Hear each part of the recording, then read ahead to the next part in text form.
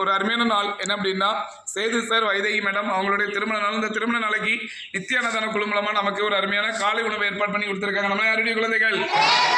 கடவுளுடைய குழந்தைகள். சரி, அந்த நாட்கள்ல சேது சார் வைதேகி மேடம் அவங்களுடைய திருமண நாளில் கடவுள் எல்லா விதமான ஆசீர்வாதத்தையும் கொடுக்கணும் அப்படின்ட்டு யோகேஷ் பிளஸ் பண்ணிடலாமா?